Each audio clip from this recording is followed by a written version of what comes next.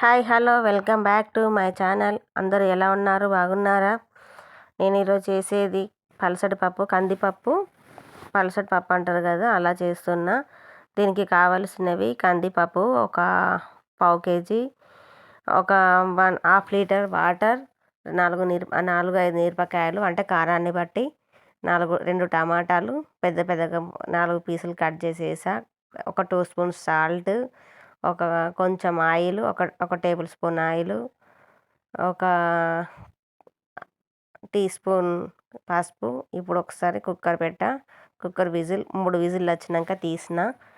పప్పు మాత్రం మెత్తగా ఉంది. ఇప్పుడు ఒకసారి మన గరిటెతో కలుపుకొని, పప్పు ఇలా ఉడికింది చూడండి. ఇప్పుడు ఒకసారి కలుపుకొని, నేనైతే ఇట్లా చేస్తా, మీరు ఎట్లా చేస్తారో కామెంట్లో చెప్పండి. నా ప్రాసెస్ ఇది. మీరు ఎలా చేస్తారో కామెంట్లో ఒకసారి చెప్పండి. మీరు కూడా ఇలానే చేస్తారా, ఎలా చేస్తారో. కొంచెం ఆయిల్ వేసుకున్నా, పోపుకు సరిపడా ఆయిల్, కొన్ని ఆవాలు, కొంచెం జీలకర్ర.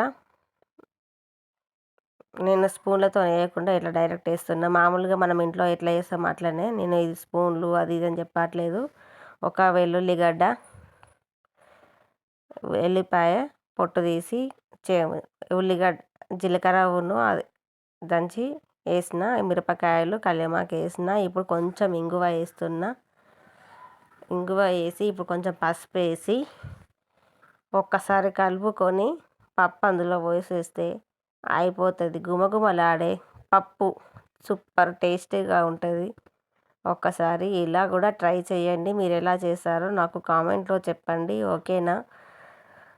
నా వీడియో చూసినందుకు మీకు ధన్యవాదాలు. Okay, thank you. కొత్తగా చూసేవాళ్ళు సబ్స్క్రైబ్ చేసుకోండి. నేను ఉప్పు చూసినా సప్పగా ఉంది, మళ్ళీ వేసిన. ఇప్పుడు నాకు ఉప్పు కరెక్ట్గా సరిపోయింది. ఈ వీడియో చూసి లైక్ చేయండి, షేర్ చేయండి, కామెంట్ చేయండి. ఇలానే చేస్తారా, ఇంకేదో విధంగా చేస్తారో కొంచెం చెప్పండి. Okay, thank you so much.